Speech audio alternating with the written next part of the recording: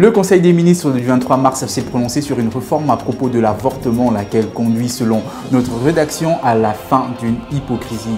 Les leaders religieux ont été reçus en audience par le Premier ministre, chef du gouvernement Rose Christiane Osuka. Les échanges portaient sur la vaccination contre la Covid-19. Nous en parlons dans cette édition. Parlons encore de vaccination. Présenté hier en conférence de presse, le plan national de vaccination comporte 4 étapes, plus les détails dans un instant. Voici pour vous, mesdames et messieurs, les principaux titres de l'actualité. Bonsoir à tous et bienvenue dans ce 1945. Si elle était encore vivante, Simone Weil aurait salué de demain la formidable avancée du Gabon dans sa réforme du droit à l'interruption volontaire de grossesse.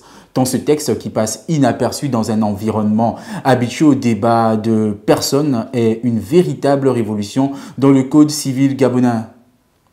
La pénalisation de toute forme d'avortement, de plusieurs années de prison ferme de la femme et du praticien a favorisé la prolifération de plusieurs filières clandestines dont les conséquences sont connues. Un décès sur 3, ce qui fait de l'avortement la première cause de décès maternel au Gabon. Sans oublier les nombreux infanticides et abandons de nouveau-nés.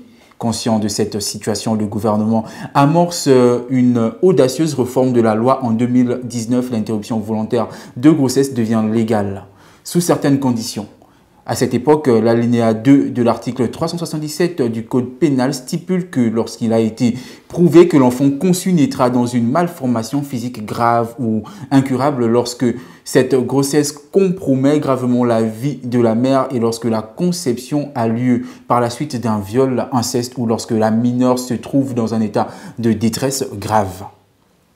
Le projet de loi portant modification de certaines dispositions de la loi numéro 006/2020 du 30 juin 2020 portant modification de certaines dispositions de la loi numéro 042/2018 du 5 juillet 2019 portant Code pénal en République gabonaise élargit les conditions d'accès à l'interruption volontaire de grossesse au plus grand nombre de femmes. En effet, la notion de détresse grave disparaît ainsi que l'exigence de l'avis du médecin pour constater l'état de détresse de la femme enceinte.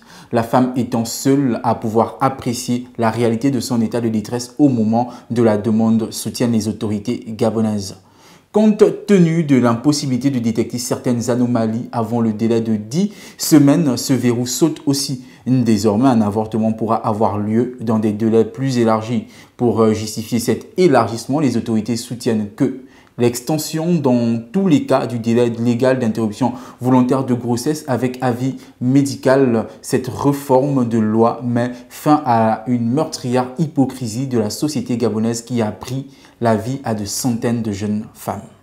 Et puis, dans le cadre de la vaccination anti-Covid démarrée au Gabon, les confessions religieuses ont échangé avec le Premier ministre, chef du gouvernement, le 24 mars 2021. Objectif, se rassurer des contours éthiques et scientifiques liés au vaccin Sinopharm, un don de la Chine.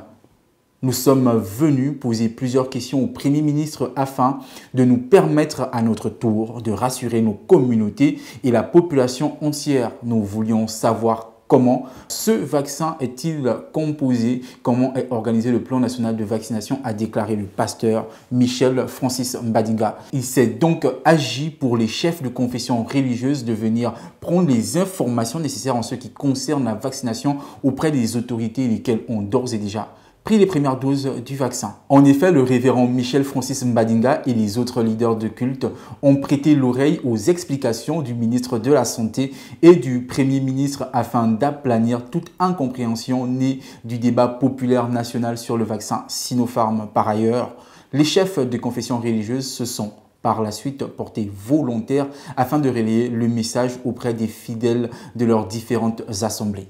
Selon le ministre de la Santé, le Dr Guy-Patrick Obiandon, le plan national de vaccination comporte 4 grands axes, dont l'observation et l'appréciation du niveau de tolérance du liquide vaccinal.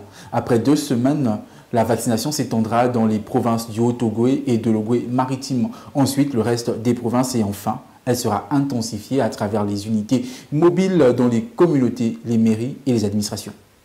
Présenté le 24 mars 2021 en conférence de presse, le plan national de vaccination a pour objectif, selon les autorités, de réduire la morbidité et la mortalité de la Covid-19 au Gabon par la vaccination de 50% de la population. Dans sa première phase, le plan doit pouvoir assurer la vaccination de 90% des populations éligibles. Le gouvernement veut ainsi organiser une campagne efficace et assurer le suivi et évaluation par la pharmacovigilance. À ce titre, il entend intensifier la sensibilisation sur cette campagne de vaccination contre la Covid-19. Depuis mars 2020, notre pays est fortement éprouvé par la pandémie de la Covid-19. Si la Covid-19 est pour nous aujourd'hui synonyme de tristesse, de souffrance, de malheur et de détresse, la vaccination nous ouvre une brèche d'espoir, d'espérance pour des lendemains meilleurs, a conclu le ministre de la Santé au cours de cette conférence de presse. Voici donc qui vient mettre un terme à cette édition. J'étais ravi de l'avoir présenté. On se dit à demain pour un autre numéro. D'ici là, portez-vous bien et surtout n'oubliez pas, respectez les gestes barrières pour freiner la propagation du coronavirus.